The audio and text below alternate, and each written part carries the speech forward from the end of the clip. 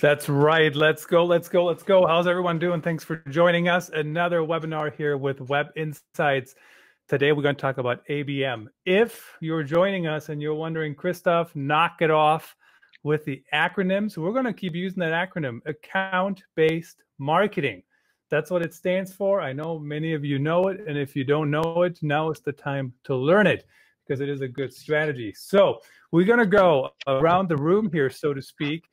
Introduce everybody, and then we're going to have a great discussion. If you have any questions, we are live on all the different networks, LinkedIn, YouTube, Twitter, Facebook, on the webinar side, and Amazon Live as well. Feel free to leave a question. We'll try to answer it. That's a lot of networks, so if I miss your question, don't get mad at me. I'll do my best. So I'm Christoph Trappe, live streamer, podcast host of the Business Storytelling Show. Also do content strategy at VoxPopMe, which is a market research firm for offering video surveys to brands. So let's go around the room here. Christa, welcome back to the show. It was great to have you on. I don't know when. Seems like a couple weeks ago, but it's been longer. Remind us who you are. Thanks, Christoph, and it's great to be back. So thank you very much for inviting me. Again, my name is Christa Norton, and I am Head of Industry and Account-Based Marketing at Capita, which is probably best known for being an outsourced provider based in the UK. Fantastic. Thank you so much. Let's go with Martin Boyle was just on the show, I don't know, a couple of weeks ago. We had a really super fast 27-minute session because it was also being broadcast on TV, and you know TV people need their ad space. Martin, welcome back. Tell us about you, fellow contenteer. Always good to talk to you. Hi, Christoph. Yep, good to be back. So I'm the marketing director over at Web Insights, and yeah, lovely to be back. Awesome. And finally, Karen Carter with CVENT. I've worked with CVENT before. I worked at Meetings Today in the meetings industry. So familiar with CVENT for sure, a market leader out there. Karen, welcome to the show. Tell us about yourself. Yeah. Hi. Thank you, Christoph. Sorry, of course, my headset decided to do something strange right as you were introducing me. I am Karen Carter. I am the Director of Enterprise Marketing for Europe at CVENT, which is an event technology platform. And I'm excited to have learned from everyone today and have a great conversation about the world of account-based marketing. And what I love about that comment is you guys are here to teach us, but what I've learned as well, that every time I'm talking to anybody, even when I know a lot about the topic, there's always something I learn as well. So let's get started here. We got the acronym out of the way so people can stop screaming at me about that. But what does a successful ABM campaign, account-based marketing?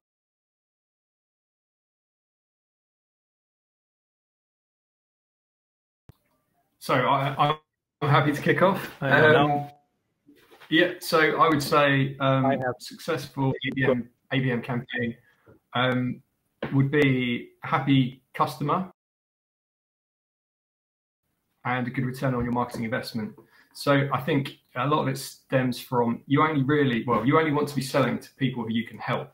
Otherwise, you're going to an awful lot of effort, and then you're going to lose them. You're either going to lose them before you make the sale, or you're going to get them in and you're going to have an unhappy customer at some point if the product or service isn't right for them. So I think that's where obviously the ideal customer profile comes in.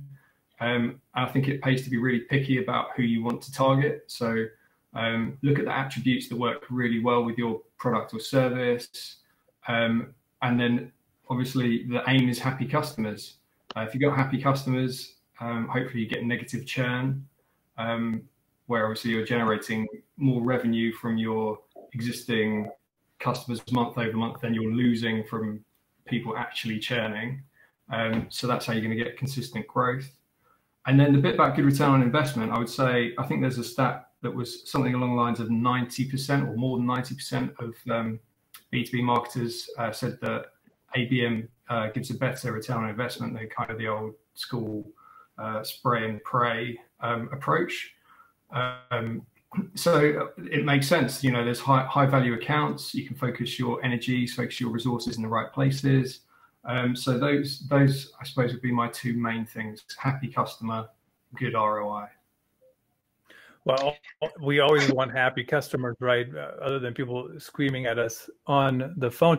And what's interesting, when you were just talking about that, Martin, I mean, back in the day, there weren't very many ways to reach out to specific companies, right? You had to stop by, and basically that's it, right? You knock on the door and say, hey, I'm Christoph, you want to buy a copier, or I mean, whatever, right? So that's interesting, because today there's so many more channels, even from direct mail. I know it's not dead yet. Just look at my mailbox, quite frankly, through targeting on the website, to calling people, to emailing people. I mean, the channels are endless. Karen, how is it looking at CVENT? What's how do you guys think about account-based marketing, and how do you get started? Yeah, it's interesting in listening to Martin. I mean, from what success looks like, probably not dissimilar. But one of the things that we're also really taking a look at, because we're in some ways almost early in our journey of how we define account-based marketing strategies. And a lot of this is just looking across so many things. Are we clear on who we're talking to and where they are? Do we understand the inbound versus outbound and what's working for us as far as different channels? And taking all of that knowledge that we have in in a non-account-based model, how do we then apply that in that individual experience, that personalization side of how we want to engage with customers in an organization? And one of the things I certainly talk about at a strategic level is the idea of the funnel in B2B, in my opinion, is, I don't want to say it's dead, but for me, it goes into, and I'm sure we can all find these images in Google of like a bow tie. So there's how we push them in, but then we've done that initial sale, might be that first step in that journey with that organization. How do we then think about the success we can have both from an upsell and cross-sell perspective across an organization, as well as then how we retain people? So there's kind of two parallel paths we look at to drive success. One is new companies we maybe don't have a relationship with, as well as the ones that we do. And that informs how we think about the conversations we have, the personalization we might need to do, the channels that are going to reach them, and then how we can scale that for efficiency and take learnings from one organization or one vertical, for example, to another. So there's lots of this early thinking that's going on, but it's trying to take some of the things that we've historically had success with, particularly with smaller organizations, and then apply those learnings and then dial that up from a personalization perspective with a large enterprise account. You know, the one thing I just thought about too when you were talking, so certainly I am not the spray and pray kind of guy at all. I want to create content for people, right, that I'm targeting, you know, and make it specific to them. And that's hard enough as it is when it comes to just general content strategy. But when I just listen to you talk personalization, I mean, you really got to get that right when you're talking to specific groups of people in a company. I mean, even from the verbiage do they use, right? You have to have the right brand style, you know, don't call something the wrong name or have the wrong spellings. And as a global company, there's the nuances of country differentiation. How do you need to talk to these businesses from a North America versus Europe? What are those nuances? There's also, and the thing that I think becomes critical, and shockingly with some of the most historically successful businesses I've still seen, it's that right hand talking to the left. And in an organization that might have silos, is marketing, learning and listening and having conversations with the sales organization, with your customer success people to kind of close those feedback loops. Because coming back to the ROI, there might be the success that marketing drives from a qualified leads into the database for what you're building. But then the other side of this is what I've seen listed as customer retention optimization. How do you take those customers you have, retain them, excite them, and turn that into a cross-sell or upsell opportunity? even just basic referral from one division to another. So it's one of the things I love about it, and why I think B2B is fascinating, is that complexity. So to your point is, how do you get down into the details and nuance of the content itself, but then drive that level of engagement and ensure that we as an organization are having the right conversations to learn as we go with a specific account across marketing, sales, customer success. I think that's an easy one to forget, right? We're always just pushing people in the funnel, like, let's get you in the door. It's like, hey, how do we get the first date? Oh my God, now the guy's using date analogies here in marketing once again. But I mean, that's, you have to retain the people as well once they're in the door. Christa, what else have we not mentioned when it comes to getting started with a good ABM strategy? Oh my God, and we've mentioned so much. I mean, I have to say, just reflecting on, what's already been said by Karen and by Martin, I think the thing that sort of draws together what they've said is very much relevancy. And I just wanted to echo that, because we sort of hadn't said it, but we sort of skirted around. So and I suppose for everybody who's listening, front of mind all the time, what's unique about ABM is that real relevancy that you can get to. I mean, from my side of things, what makes a successful campaign, I think the beauty of ABM is that you can actually move away to a certain extent from funnel and MQL and some of those sorts of things, to start to say, well, actually with this account, with this particular ABM account, and I work very much on the one-to-one ABM, have we met the business objectives? Because I think for me, the thing that is most successful, the thing that really drives success in ABM is that real interlock between marketing and sales, where actually you're not marketing and sales anymore. You are a team of people all working together and bringing different skills to bear to solve the challenges of building relationships within the account, and thus building more business and selling across a plethora. So whether it is whether you are helping because you are creating relationships to enable white space, or whether it's because you are running initiatives that enable strategic alignment, what are the business objectives for this account? What is it that we need to do? Do we need to re-sign a multi-million-pound deal? Do we need to expand? Do we need to protect? Are we under attack from other competitors who have a positioning that might be more innovative, or might just be it's not you, because you've been in a long-term relationship and you need to bring some honeymoon back to a relationship or something like that. So, success for me is all about, if you have got if you get to the stage where you were as critical to the salespeople as your solutions architect and your account managers and everyone, that's when you've become really successful, because that's when you're offering, sort of adding real value into the account. So we very much measure on sales feedback, as well as customer and NPS, as well as down the line pipeline and so on. I always have a little bit of an interesting feeling when people talk about sales and marketing relationships. And I got to be honest, it's the baggage. I've worked with fantastic sales teams who are true partners. And I've worked with sales teams who think they can order copywriting as a service, which is, I don't think is a thing that works anymore today. Do you know what I mean? You have to be collaborative. You have to say, so if somebody comes to you and says, hey, Christoph, we need some content. I have a shirt. You know what the shirt says? I don't have it on right now. It says, this shirt is a content asset. If I don't know anything else about what you're trying to do, I can't help you. I can literally just say, here's a pound of content. Like, it doesn't help you, doesn't help me, doesn't help anybody. So I'm a big, big believer in collaboration. Definitely work together with the sales team. But guys and gals, it has to be a team effort. You have to collaborate. You have to have those open conversations. I mean, do you guys disagree with that?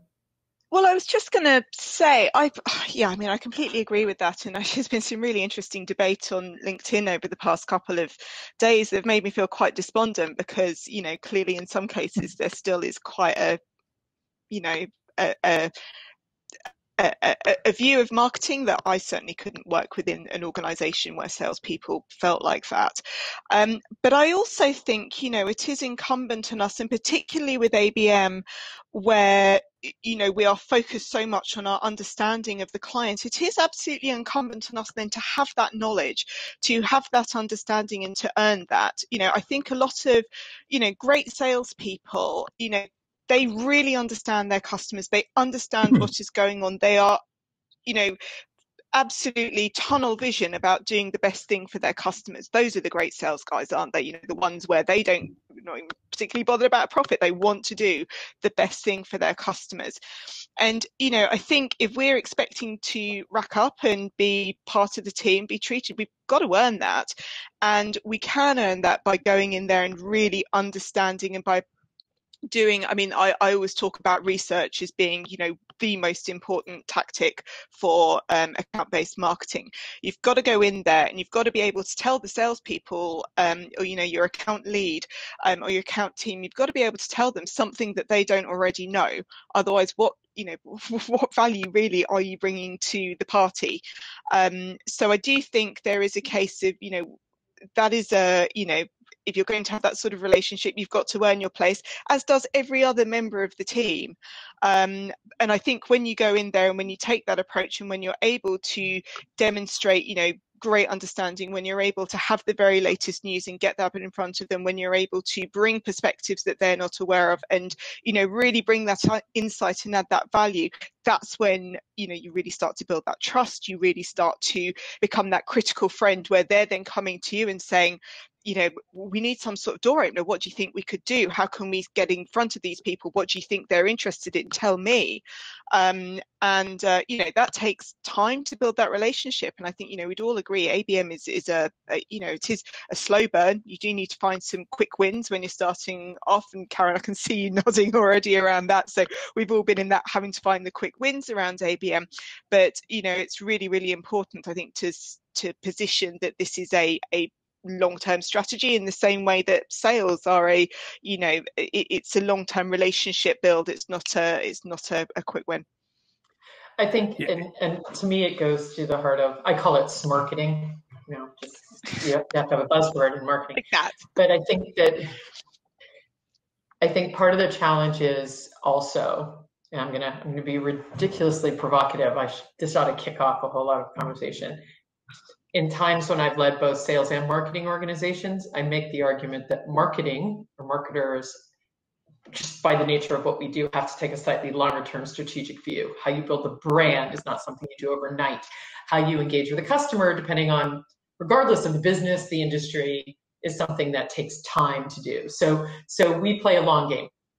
Sellers, particularly people who are in there, they have their quota, and they know that they hit this number in this amount of time, quarterly, monthly, whatever it may be, they get something for that generally. I'm going to traditional kind of sell things. So that balance between short-term need, long-term strategy becomes an interesting pivot point, and completely agree with what you're saying around research, but it's also how you, in some ways, educate at senior levels, and to make sure that while you're finding those quick wins, that's why I was laughing and nodding a bit, is how do we find those quick things? It's helping them to understand that the longer term play is what in the long run is going to achieve you your best results. And particularly in my piece of the world that I focus so much is large enterprise businesses. Selling cycles by their nature are 12 to 18 months. Oh, yeah. So it almost plays in with that ability to play the long game and figure out the ways to learn and drive that. I also think that with research is, at risk of a segue, is the technology and the platforms you have to bear, where you could just hold up and say, we did this and it resulted in that. So this is where the world now of having platform and tech and data to come back in and more quickly react and change when you need to becomes quite useful in how marketing shows value across the sales organization. I think a key thing about that, just to go back, because I agree there's a great segue into tech and reporting and so on, but I did just want to cover off, I think that's why account selection then is so important as well, because you need to be you know, going into your ABM with accounts that are, you know, long-term accounts. ABM is not just because it gets great results. It's not because it's, you know, ideally suited for everything. Getting the right, you know, working with sales to choose the right accounts that are going to go into an ABM program, and being really willing to walk away from accounts that are not right. And there's all sorts of reasons why an account may or may not be the right account for an ABM program, but choosing the wrong account won't get you results, because, you know, if there's an expectation of, you know, we've got to sell something quickly, you know, there's other marketing strategies that are ideal to support that. You're absolutely right. It is a long-term play. You know, walking away from accounts though, because they're the wrong account, I think that's hard. I think it makes sense, right? If you're spending time, if you're running an ABM campaign on an account, they can't even, you know, afford your product. I mean, what a waste of money, what a waste of resources. But I think that is something that it takes getting used to, right, by people to figure that out and focus their time on where it makes the most sense. It's not that we walk away from a marketing perspective, it just means that ABM isn't the right strategy for this customer at this time. And I think we do need to think about ABM as a marketing strategy that we apply to solve a particular business challenge. You know, in the same way that there are other, you know, challenges, you know, you can apply ABM to solve brand challenges, you know, there are other strategies that you use. So it's, you know, it's very much sort of part of the toolbox. And I think you've got to realize that, you know, sometimes it's not the right strategy. Sometimes it really isn't. And that's why it's so important to work together to be able to have those quick wins, so that you can get some sense very quickly. Got to have the sales engagement, because if it's not a partnership, then again, you can't understand quickly whether it's the right account, whether there's really the opportunity. We've had several accounts where we've looked at it and they've been big, massive FTSE 100 names. We've looked at it and gone, this just isn't the right account for us, because ABM is really expensive. You know, we talk about ROI, but it's a big investment to get a big reward. You know, you make that investment and you don't really think you've got a chance of getting the reward, then it's, you know, it's bad money after bad. So let's dive over into content a little bit. So I know you, Christa, and my apologies, throwing up the wrong lower third. It's like a little bitty thing over here on my screen. I know who everybody is by now. My apologies. So when we talk about investment, though, I mean, I'm thinking about content, right? When we plan content, and you have to personalize it to an extent. You have to get the language right. You have to figure out what's the best message for whomever the customer is, whoever the prospect is. So what tips do you guys have on planning that content? What can you do? Again, I'm sorry, Martin, you go. Okay, thanks, Christa. So again, it comes back to being customer-centric. What does your prospect or customer, what do they care about? How can you add value? What are their problems? And then in the content, you want to kind of get the pain points in. But I think it comes down to also how you're segmenting within your ideal customer profile as well. So, you know, you're going to talk to a salesperson differently to how you're going to talk to a marketing person or a customer success person. And also it depends on if you're doing one-to-one, one-to-few, one-to-many, kind of how you play it.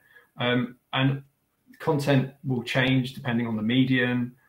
Content can also change depending on the context. So, you know, if you know that the prospect or customer has hit a certain page on your website, for instance, and they've looked at a certain thing, you can kind of build some content around that. So, you know, you could have a triggered email that just goes off, or one of your team can reach out. So, you know, so again, it's that kind of the human connection kind of thing, if it's a one-to-one or one-to-few, but there are other tools that you can use as well, obviously. And then I think there's a whole thing around, you need to be a bit creative I think sometimes to kind of jolt people out of just thinking, oh, this is, you know, what is this? So, you know, there's like lots and lots of examples out there. The one that I've mentioned the other day, which was Gum Gum, a tech company, found out that the CEO of T-Mobile was a massive Batman fan. and they created a comic book with him in it, and that helped them to win the account. So it's just things like that. Obviously, that's taken up a lot of time and resources, but it's absolutely been a great investment for them. That's at the kind of that one-to-one extreme. But yeah. So there we go. That's my 2 cents. That's your answer, and you're sticking to it. Yep. So what's the definition of marketing to a few? Like, how many is that, I guess? Is there a number we can throw on that? Do you know what I mean? Just to give people an idea. 15. Around 15 for a cluster. For a cluster of people, got it. Christa, I know you were going to jump in as well. What tips do you have when it comes to planning content? So I think there's a couple of things. You use different content for different purposes. So I think my first thing would be, okay, well, what do you want this piece of content to achieve? Is it about, raising awareness of a challenge? Is it about raising awareness of a particular problem? What is it that you actually want the content to do? Because that's obviously going to lead into then, okay, well, what channel is going to be right? How are we going to present this? Is this, long form, or is it sort of simple to consume? Are we going to do something that's sort of more interactive, or is it, just a white paper? And I think sort of understanding what we want it to do, and then really, and again, this is from a one-to-one perspective, but when we think about our audience, and we may well be considering an audience of one, or an audience of one and direct reports for a single piece of content. So really trying to understand what are both the personal and the professional challenges of the target audience. So we undertake an awful lot of profiling so that we really understand, as Martin was just talking about, understanding that someone likes Batman might be the sort of thing that you therefore want to bring in if you've sort of got a more sort of joyous piece of content that you're creating, to really help differentiate. You have to be a bit careful that you don't turn into stalkers, but we've all had that thing that's turned up where it's just been really personal and it's just lovely, and you feel like you've had that, someone's taken the time to actually make an effort. There's nothing worse now than getting something that isn't at least a little bit personalized. So I think it's understanding the audience, but understanding then, that real, what do we want the audience to think, do, feel? And they're quite, that can be quite hard, can be quite a laborious process to go through, but that is the way that, again, to come back to my favorite word, relevancy, someone's just going to be more engaged by a piece of content if it really feels hyper relevant to them. The only thing I would add to that is I'm hooking on what you're talking about around that. We keep talking about personal, and one of the things I'm constantly looking at, and I bet there's probably some good advice I could get from each of you and others, is how do we take the things and the learnings and best practices we see in what I would say traditionally is more B2C? Because when you're reaching this more consumer customer, it's around uniqueness, and there's a level of creativity that I think gets applied there, and less so in perhaps more of these B2B constructs. People are still people. So the Batman comic is a perfect example of, it has nothing to do with what this person does all day. It's about what they like. So if we understand that general thing at their core is that regardless of what someone, walks into their office or their space of work to do, they still go home at night and like science fiction or like comic books or love their dog. So those understandings, and then thinking about the different channels to go after, I actually tend to look, it's like, do we look at all the channels we have available to us? So something that can be personalized and just knock someone away from, or differentiate, could be a physical piece of mail, or that thing that's delivered to the front desk, because everything's done digital these days. So I think this is where creativity can be used in unique ways based on the account and the understanding of the profile and doing all your homework and doing all that work to prep. Are there ways that you can create a unique experience that drives that personalization in a way that breaks out of the norms in some ways to create, dare I say, experiences beyond just the right name is at the top of the email and it was personalized to say Christa versus Karen? Oh God, yeah, you've got to go beyond that. Otherwise, that is just personalization. Yeah, that's an absolutely great point. I mean, I've worked in B2C and B2B, And I think that, so the example a minute ago, obviously when the person got that, it made them feel special. And, you know, in all of the textbooks, it says, oh, you know, B2C is all about emotional, B2C is all about emotional connections, and B2B is all about rational, logical decision making. But actually, I think there is quite a lot to be said for making that emotional connection. You're going to need all of the rest of the stuff to back it up, all of the rational, logical stuff behind it. But to make some impact, actually, the emotional connection is really strong. Yep, definitely agree with that. So I'm a big fan of stealing from anywhere, or I mean ideas. And I think the comment you made, Christa, on the whole personalization. So on my LinkedIn, I put a little microphone at the beginning of my name. So the people that don't know how to personalize automatically on LinkedIn, you know what they call me? The microphone emoji. Just the mic, right? Now I know there's ways around it, because I know people who send me automated messages and it does not say the mic. It says Christoph, blah, blah, blah, whatever. You know, so there's so many traps to fall into if you don't think about the personalization, for sure. But I think, you know, for way too long, B2B marketers, and I'm a B2B marketer too, you know, they think of, oh, B2B is so different. We're so different. I mean, for real. And you know what? I see it actually, and this is an ABM campaign I saw the other day. It's repetition too. You know, if I see this content in front of my face on my Facebook feed, which allegedly I only use for personal things, at some point that might convince me to buy. What do you think of that? Am I just talking nonsense? There's definitely I think there's definitely a channel play in how you get creative. Like, I've gone to the extreme of, should we be using TikTok? Should we be using, I mean, it all comes down to how you can segment and how you can make sure you can target the right people with the right messages. But I think that if we don't break out and come up with more creative ways, you're not going to stand out with all of your competitors. And that, I think, has become even more acute, certainly in the last year, with how people get and consume information. And this is why the profiling is so important, because what you need to do is be where your customers are or where your customer is. You know, certainly from a one-to-one perspective. And, you know, previously that just meant, you know, doing a bit of profiling around the media and things like that. Now it might be about creating opportunities to be where that customer is, and so on. So yeah, you should never rule out a channel because you don't think it's a B2B channel. We've seen over the past 18 months, you know, with the pandemic, that just isn't isn't relevant anymore.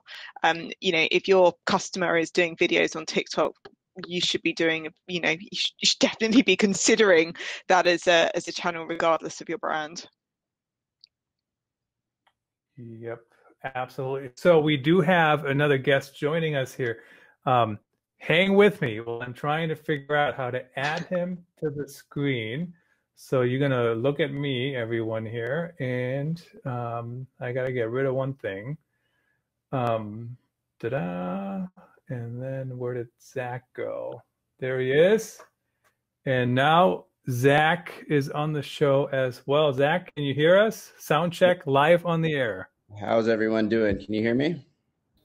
Hey, Zack. Hi, Zack. Good evening, good afternoon, good morning. Thanks for joining us. If at the very least, I'm sure you're going to share fantastic insights like everybody else has already, but I couldn't look at myself in that picture anymore. I mean, thank you for helping me get rid of that. Zack, tell us about yourself. How's everyone doing? I am Director of Customer Lifecycle Marketing at Sendoso. I've set up ABM at several other companies, including Aptus and Salesforce. And now we are continuing our ABM approach. I'm living on more of the post-sales side of the strategy. The post-sales side. So that's retention, basically. Yeah, retention, upsells, and expansion. So a little bit of everything. Okay, very interesting. All right, let's hop into the next question. You guys, we're like 36 minutes in. I know we said 45 minutes to 50 some minutes, roughly, maybe an hour, depends on how it's looking. But the next question I have for everyone wants to know, what are the tools? What's the technology? What's the silver bullet? Blah, you know what I'm talking about, right? What's the next squirrel we have to chase? So what technology helps with account-based marketing? What tips do we have?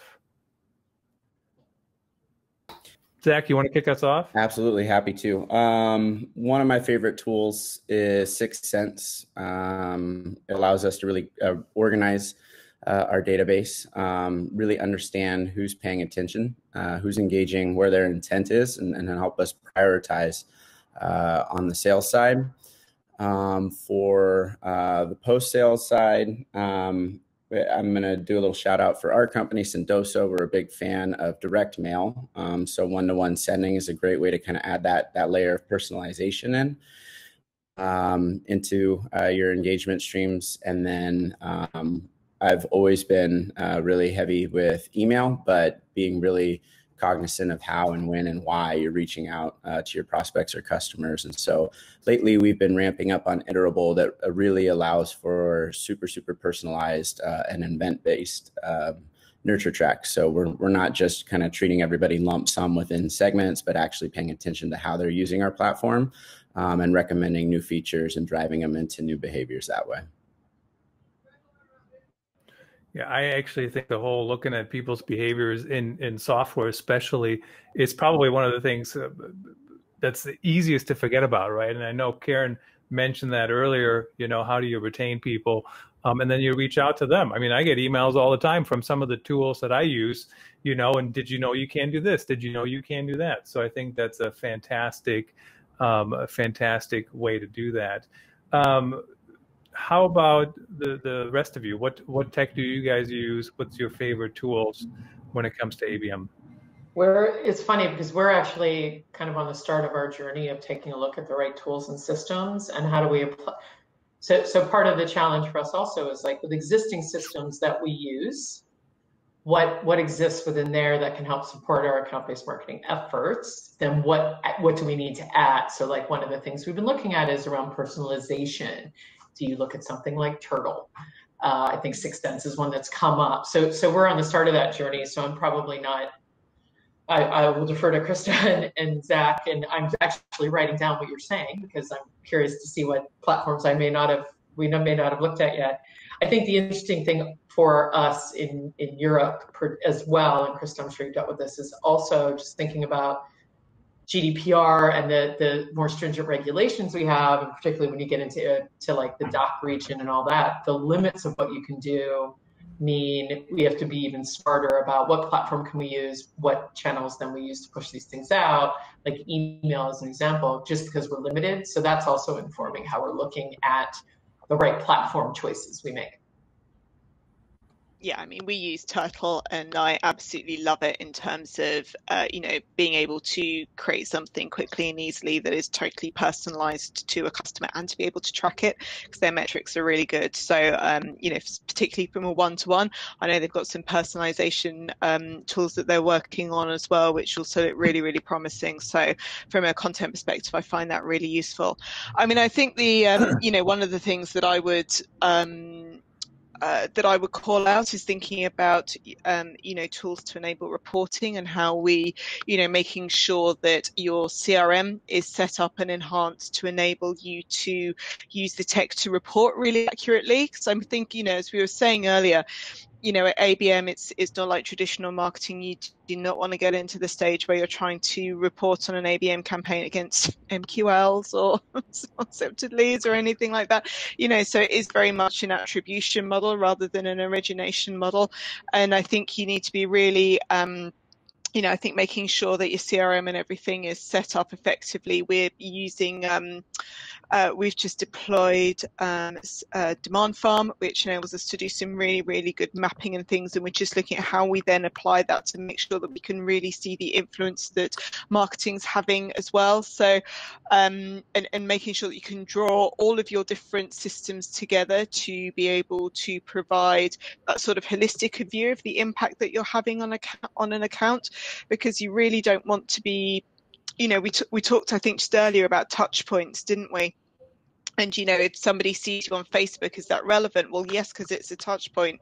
And we know that our customers, especially in the C-suite or those senior decision makers, you know, some of them are expecting around 20 touch points before they're even really willing to, you know, to engage with, you know, an existing supplier on a new product, for example.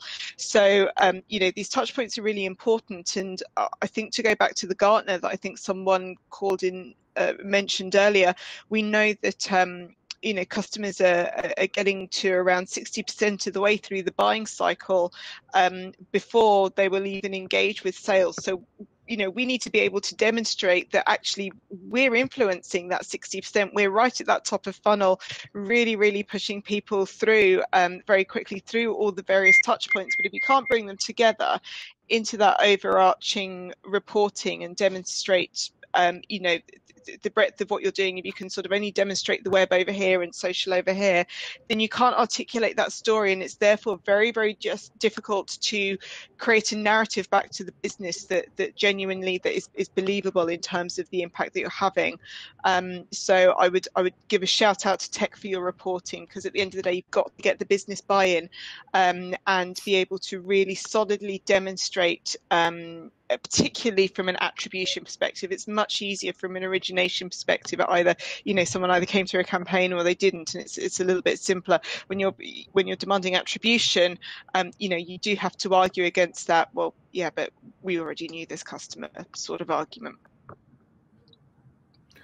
Very interesting. And so how do you guys feel about, I still like to hear from Martin and Zack on what you guys' favorite technologies are. But the thing when you were talking, that I thought about is, technology has to be easy, right? And I know there's some aspects that will never be easy because you have to do things, right? I mean, even right now we're live streaming and it's about as easy as it can be, but I still have to do 8,000 things, right? And I don't know how that would become easier. But I'm thinking about, for example, the process. When I first grew up in marketing, we would write in Word documents. And I know some people still do that.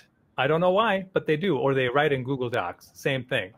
But when I'm doing a campaign now, let's say, you know, an email campaign for ABM, I write it in Pardot, you know, or if you use Marketo or whatever, I think you should just write it wherever you need it. You need to cut down on the steps. You need to make it easy for everyone involved.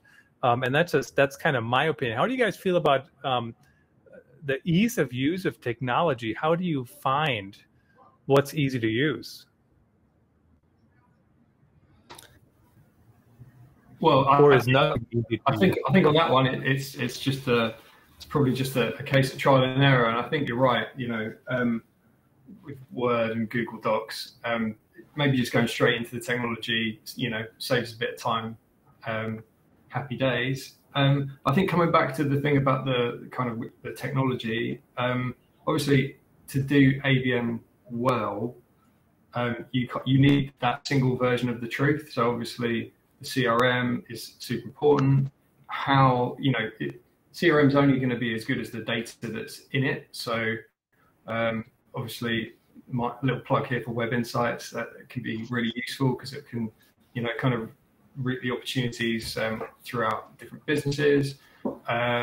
I mean, there are things as well, like obviously there's chatbots. We don't use them. We have real humans here, but I can see how it would work for large enterprise businesses with you know, loads and loads of web traffic. Product called Webio as well. You can literally personalize your homepage. So when someone hits the website, it literally will kind of, you know, say, oh, hi, such and such business, or, you know, you can really get very clever with what you do around stuff like that.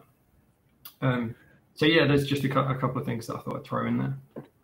Now wait a second here. Just like Karen, I'm trying to take notes, but I mean, this is just too much information too quickly. What is the tool that you use that updates the website based on businesses? So it's a thing called Webio. That's a very handy piece of tech. It uses so it's part of the same group, but it basically uses similar technology to Web Insights, reverse IP tracking. but it gives you that sort of instant on the website. Web Insights basically will power whatever system you want it to power. So, you know, it can power your marketing, or you know, you can kind of, an opportunity comes in, it can send it off to your best salesperson. So yeah, I mean, you know, there's heaps of stuff out there for ABM, and also again, there is. Yeah, go on. And that's the challenge, though, right? That's the challenge, to figure out what works. Now, you guys talk amongst yourselves. I'm going to go check out Wibio, and that sounds very promising. Now, Zach, what are your favorite tools, or did I already ask you that? You asked, but I do want to echo what Martin mentioned. Obviously, there's a lot of trial and error, and just kind of plugging into communities and understanding who's using what. But you know, like, the really important thing is single source of truth and visibility. Like, can the other teams who need to interact with you have access to what you're accessing? Because if you're in a silo, it doesn't matter how easy the tool is, you're still going to have extra work to enable your sales team or CX team or whoever it is you're partnering with. And then how nicely does it play with everything already in your stack as well is super important, because once again, if you're away from where you're already working, or where other people are already working, you're just adding complexity to the process. Times 10, because I think one of the things that we're looking at is, you know, when you're looking at your Marketo and Salesforce, and you're talking about complexity, you know, spend 5 minutes in Salesforce. It's an incredible machine in what it does, but learning and using it well. And it, you know, if there's one piece of advice I give to anyone who's just starting this journey and does not have a lot of MarTech in, is like, if you can consider all the different uses and the kind of data you want to get and all that. And I'm not pretending that this is easy to do, but I think the further along you are in this journey, the dare I use the MacGyver reference, you know, when you suddenly have to start, you know, putting the fingers in the obligatory, you know, Dutch dike to fix something, or something doesn't talk to the other, or so as much as you can be long-term and strategic in your marketing, how are you long-term and strategic about the technology that you use? I think that if you can do that at the start as best you can, it will save you a lot of pain as you go forward. So, of course, people always want to measure everything, and I'm allergic to the only answer being revenue. So yes, we want revenue. I'm not opposed to money at all. So if anybody's adding me already about that, I'm not. But there's other things we have to measure, right, along the way. So other than, yes, we want to get to revenue down the road, what are key milestones? What do we measure? Is it, you know, are people responding? Are people, like, what do we want people to do? Like, what's the, what do we look at? So again, I mean, for me, it comes back to what I was saying earlier around what are the business objectives, because we should be measured against that, and the business will have objectives outside of a pipeline and revenue as well. So I think that's the key. You know, I think we should, you know, stand up and be counted as part of the wider business objectives. I think that's really important to, you know, secure future funding and so on. But I think you can look at things like, you know, if you don't want to talk about pipeline, you might want to talk about funnel acceleration. You might want to talk about customer NPS, because this is all about building a really strong strategic relationship, certainly from a one-to-one perspective. It's about building that really strong strategic relationship. So the customer should really be feeling the difference and should, you know, be feeling the love. And if they're not, then that's, you know, definitely not working. And, you know, going back to what I was saying before, you need that sales feedback, and you also need to be able to feedback on sales, because it has to be a partnership. And if that partnership isn't working effectively, then an ABM campaign won't work. So the one thing that I found interesting on that, so I don't think most people answer that question the way you just did. So when I said revenue, right, that's like the end piece. But what you actually said is measure the pipeline, and then you can figure out where people are dropping out. So that's actually very different from just saying, oh, how much revenue comes out at the other end. So something to think about. If you guys' answer always is revenue, you know, how do you measure the different stages of the pipeline? And believe it or not, I've seen companies that have a pipeline, but it's not very well defined or built out. So that's an interesting answer. I'm learning something different. Now, I think stop here. maybe this is similar to what you're saying, Christa. The conversations I've been having is like the conversion points. Yeah. I talk about like, you can go in and for PT or massage or whatever, and they can go and massage on the muscle. But the connective, is the issue on the muscle itself or in the connective tissue? And all the massaging on the muscle is great, but if the issue is in the middle, so you can have a big database, but if you're not pushing anyone from that initial engagement and through and understanding what touch points are working, so that's something that we're looking at. And I've been talking about, again, you know, CVENT, how we build brand awareness and that understanding. That top of funnel journey is something, at least in Europe. In the US, got that. People know, at least in the industry, who we are. Doing some research on it now, but generally, anecdotally, it's well known. So I'm going to spend more time now using marketing as that machine to build that database and understand where people are, who we need to contact, who are the right personas to have that dialogue. That success for me in a year one, for example. So it's also like, again, that longer term strategy, your measurements of success in your first year of trying account-based marketing may be very different than if you've been doing it for 5 or 10 years as well. Yeah, to follow along that point, Karen, we always preach follow the friction. I think the natural instinct when you're setting up a new program, especially ABM, is to go in chronological order, start at the top of funnel and work your way down through the conversions. But that's not always the most impactful, and you end up mis-resourcing a little bit early on. I think what you need to do is really look for those points in the deal cycles where sales needs the most lift, the most air cover to kind of continue those conversions and start there. Sometimes it's in the middle, sometimes it's at the bottom, and then work your way out. You can always even out the foundation of your ABM later, but the more impact you can drive immediately, the more trust you'll build between your teams, and the longer it'll last. Yeah, completely. Totally. Early wins, quick wins are super important, and also to keep in mind that it's a long-term strategy. To wrap us up here, and I'll go first. What is your top tip for winning in ABM? And my tip, you guys will be surprised that my tip will focus around content. Surprise, I know, right? You got to have good content for people, and it has to speak the right language. It has to be, actually be good for that company, and it can't just be the same old marketing gobbledygook that we use on billboards or whatever. I know I'm being dramatic. Let's go around the room here. Christa, what's your top tip?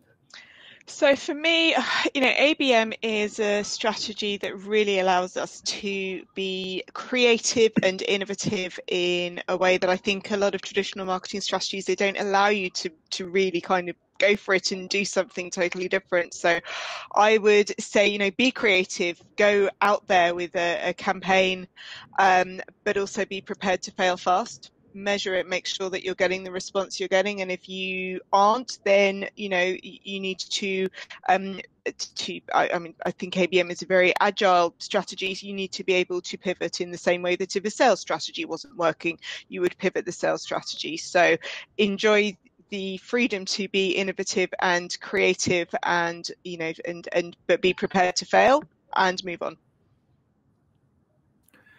Agile is always an important thing. Karen, what's your top tip? So I was going to use, that was mine. So Christa took that. So I'm going to steal one of hers that she said, because it resonates well with me, is do your homework, do the research, be clear on, are you clear on your ICP? Who you are talking to? Understand the industry they work in, their challenges. This is a combination of what are your sellers hearing, and why you've gotten in the door in the first place, but also if you understand a marketplace and that's going to make you that kind of valued partner to your sales team, but also just make sure that as you're developing your content and looking at your channels, that you're set up for success, hopefully more quickly, and then to Christa's point, fail fast and then adjust as you go. Absolutely. Martin? Yeah, I would say mine would be always think customer first. If you're doing that, then you can't go too far wrong because everything else is just going to kind of fall off the back of that. So you're targeting the right customers where you're going to help them, you're going to add value for them. So that's kind of your ICP work. Understand them, so find out as much as you can about them. Be human, connect with them, because obviously the person on the receiving end of your marketing is a human with feelings. Work closely with sales, and again, that's so there's no jarring or so the experience doesn't kind of drop, and you're just much more likely to have a positive, create a positive experience for the prospect or customer. So that would be mine. Yep, awesome. And dear listeners and viewers, I'm your walking acronym dictionary here, ICP, Ideal Customer Profile. Just in case you're wondering, that's what that stands for. All right. I was like, I know we have a no, it's fine. I think we have a wide audience, and I do get that quite often. What does that stand for? What's that again? You know, whatever, because it's people all over the spectrum. Zack, give us your tip. My tip would just be patience. There's a lot that goes into a successful ABM strategy. So be patient with yourself, really take your time and do your due diligence to set it up. And then you're going to have some wins, but you're also going to have some losses here and there, and stick with it and be willing to build for the long term and do things right. Don't panic and rip things out the second you hit a little adversity. Patience is hard, and usually I run out of it, but that is some good advice as well. I learned so much from all of you.